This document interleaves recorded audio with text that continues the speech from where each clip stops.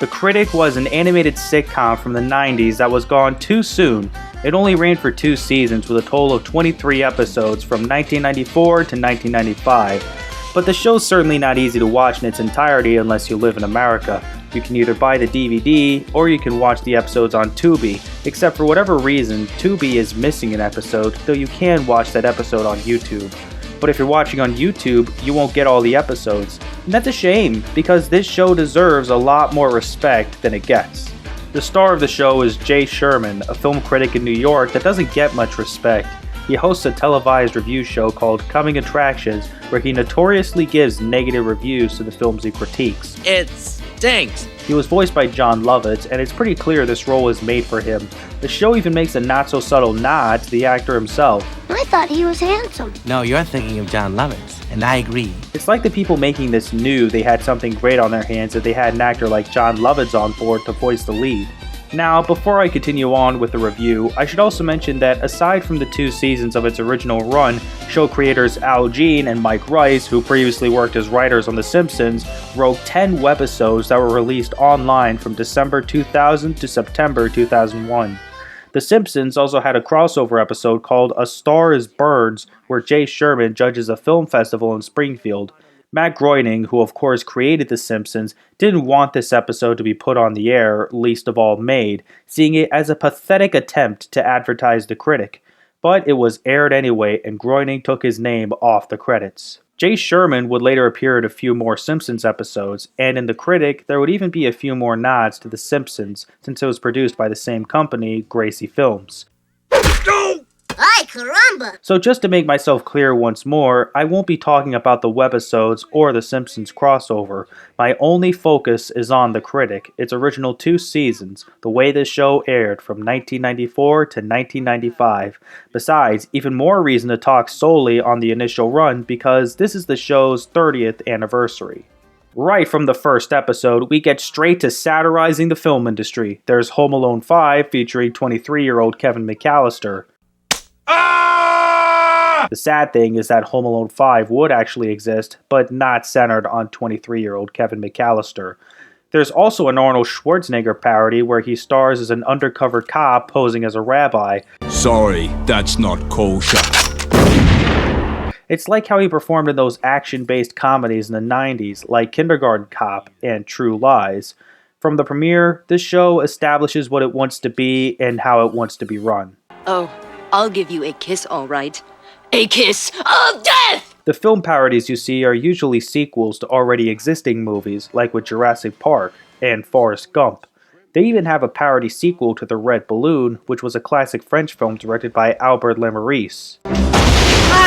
Machi! Dennis the Menace to Society is a parody sequel to the Dennis the Menace feature that has only been shown on posters in Season 1, but then with the Season 2 premiere, we finally see a clip.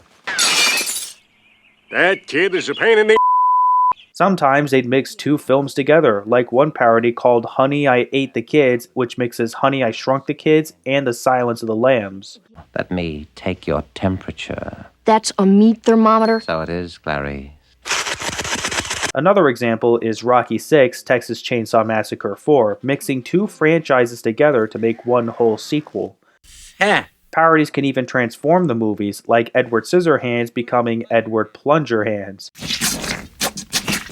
Please shoot me. The Nightmare Before Hanukkah is essentially a Jewish version of The Nightmare Before Christmas, and is the only parody to be animated in stop motion. It's the Vatican, and I'm Pope Shlomo. Oi. There's even a politically correct version of James Bond called On His or Her Majesty's Secret Service. Maybe we should just cuddle. Cuddle my... That's sexual harassment and I don't have to take it. It could even be films based on TV shows like Family Affair and Barney the Dinosaur, both of which featuring Marlon Brando in the main role. I don't do comedy. Not since the freshman, that piece of crap. Yeah, sure. That's exactly what I feel like doing. Well, not really. Now, celebrity voices are mostly impersonated, like Arnold Schwarzenegger, as mentioned before. I am so a woman. Look at my fake bosoms. They are really grenades. They'll be back. There's also impersonations of Keanu Reeves, Space. Big deal. Dudley Moore, Oh, don't look now, but somebody's eating all your popsicles. Al Pacino, You're gonna miss my hoo-ha, my tangoing, my blind driving, my hoo-ha. Jack Nicholson, How'd you get this pillowcase so freaking white? William Shatner, Hello, I'm William Shatner, and this is Celebrity 911. Rick Moranis, Honey, I laminated the kids. Joe Pesci, Oh, you think I'm funny? Do I amuse you? Do I make you laugh? and there's also a fictionalized version of Orson Welles featured in a few spots. Rosebud.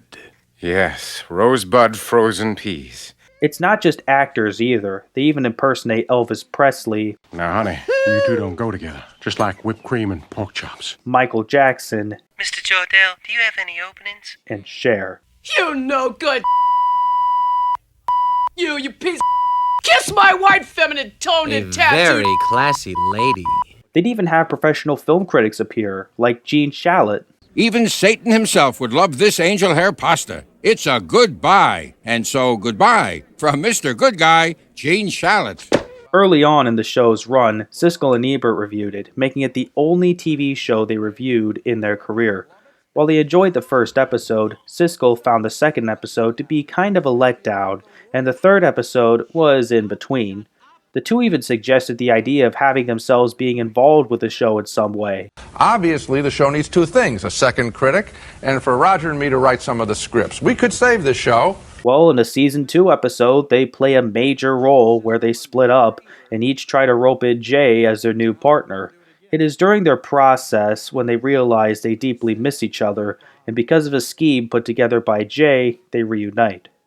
Aside from film parodies, there's also plenty of references to films outside of the review segments. Jay does an interview with Willy Wonka, and he chews one of those sticks of gum that turns him into a blueberry. Where did it go? I have no idea. In the first episode, Jay dances with a woman in his apartment with CGI shots and a song accompaniment. The whole scene resembles the famous ballroom number from Beauty and the Beast. Sometimes episode plots take direct influence from movies, like Miserable for instance. If you've seen the psychological thriller Misery, you'll understand the concept pretty quickly. Sherman of Arabia is essentially a takeoff of Lawrence of Arabia. As far as the characters are concerned, I've already talked about Jay Sherman, but only briefly. I haven't really talked much about common jokes around him, but the most that come to mind are his homely appearance and his beer belly. It's because of his baldness and facial appearance that most women would want to date him. Ew. And his weight allows for all sorts of cartoon mishaps to take place, like sitting at the end of a bench to fling someone on the other side like a catapult. He's so heavy that even a helicopter can't carry him, and when he was younger, his weight caused the death of a horse. Patches. No!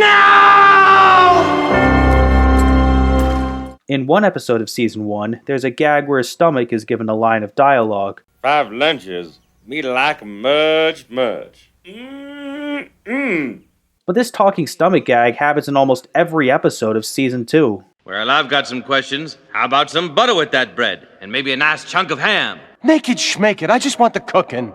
It's me. I know it. Everyone's against me. Jay is a divorced film critic whose ex-wife, Ardeth, a nurse, married him on the spot after seeing his face unwrapped during his stay in the hospital, which she instantly regretted. I don't know why I ever married you.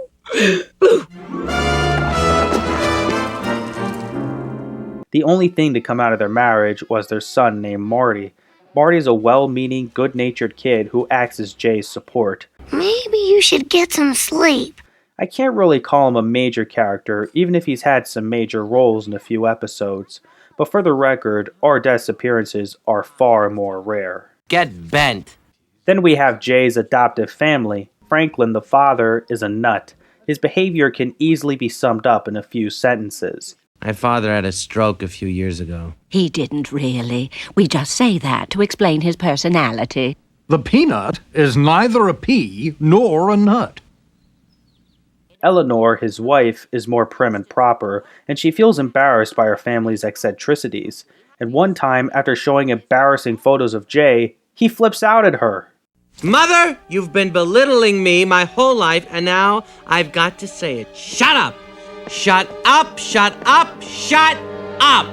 Jay also has an adoptive sister, 17-year-old Margot, the only biological child of Franklin and Eleanor. She's a typical teenage girl who protests her mother's lifestyle. She's also there as support for Jay. Now that I've talked about Jay and his family, I should also speak on those that work in the studio where Jay's show is broadcast. Duke Phillips is the boss, resembling Ted Turner. Since Jay's show typically has low ratings, he tries whatever he can to get those ratings back up so he can maximize his profit. Son, I want you to go on the air with this. Shove it! Shove it! Kiss off! Kiss off! You smell! One running gag is how Duke expresses a misconception he has that Jay is a homosexual, even though he's not, as Jay needs to remind him. I thought you'd want to bring Raoul, the cabana boy. Ah, but that would be the act of a gay man. And as you so often forget, I am not gay! The only other employee I can name that stands out is Doris Grossman, who is Jay's makeup artist and an elderly chain smoker. Then we have Jeremy Hawke, an Australian action film star. He becomes Jay's friend after he was the only critic to give a good review on his first film. One of his more famous roles is as the title character in the Crocodile Gandhi series, which is of course a takeoff of Crocodile Dundee. I will bring peace between the Hindu and the Muslim. But first, a tasteful glimpse of me bottom for the ladies. But Gandhi wasn't the only historical figure he portrayed in a satirical light. He also played the 5th U.S. President James Monroe in the 007 parody. My name is Monroe. James Monroe. There are times when his action film experience plays a part in the story, but mostly he's there to give Jay advice about relationships. In the words of the poet, carpe canem. Seize the dog? You heard me. Yes! In Season 2, we're introduced to a southern woman named Alice Tomkins and her 5-year-old daughter, Penny. Right from the first episode, she is soon established to be Jay's romantic interest who got away from her cheating husband and moved to New York to show Penny that a woman could get on without a man. It was in his songs, My Lying Heart, Daddy's Stepping Out, and then his album, I'm Being Unfaithful to My Wife, Alice Tomkins. You heard me, Alice Tomkins. Eventually, Alice and Jay start dating, and she becomes his personal assistant. Meanwhile, Penny is mostly there as a comedic cute character. I must taste blood. 5 minutes and already she wants to taste blood. Yeah, but when she says it, it sounds so cute. Blood. The Critic has plenty of great classic episodes, which include Pilot, where Jay dates first-time actress Valerie Fox, who stars in an erotic thriller called Kiss of Death, only for her to dump him after he gives a negative review. You're short, you're fat, and even for a film critic, you're ugly. Eyes on the Prize is where Jay gives a speech about the sad state of the film industry, a speech that's still relevant to this day. If the movie used to be a TV show, just don't go. After Roman numeral 2, give it a rest. If it's a remake of a classic, rent the classic.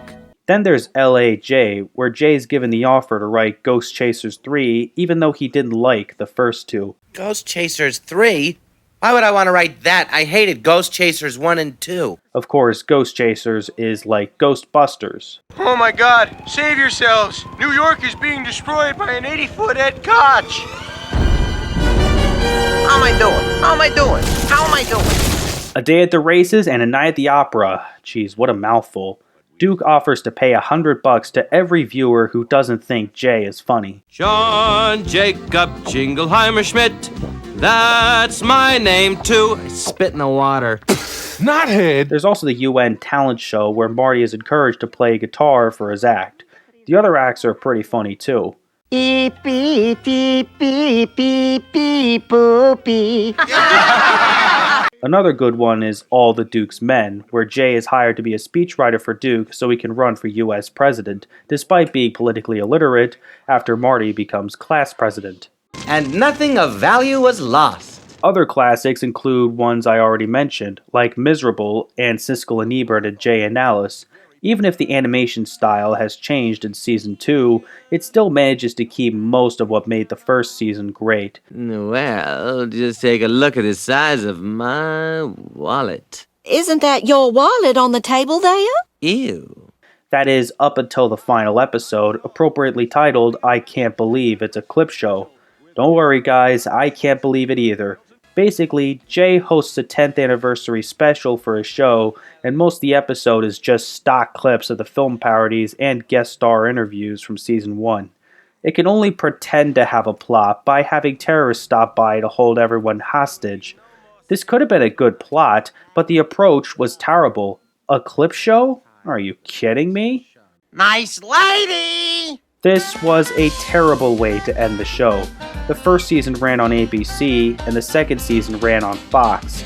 Even though the ratings improved, the show got canceled on Fox after the last episode and wasn't renewed on any network.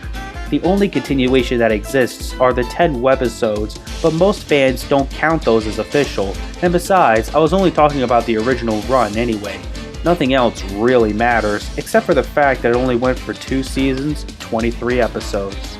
That was no way to treat such a genius show. What was done was inexcusable, especially if you consider how the film industry has been shaped in the modern day. They would have plenty of material to work with now. There's plenty of films and actors to mock and many different ways to do so, and this has been greatly demonstrated in the 90s. Admittedly though, this show is best enjoyed by those who are film snobs like myself. You'd really have to expose yourself to the movies to understand most of the jokes and parodies. But even if you're not a film fanatic, this is still a brilliant show gone too soon. Just the fact it got canceled so early? It stinks!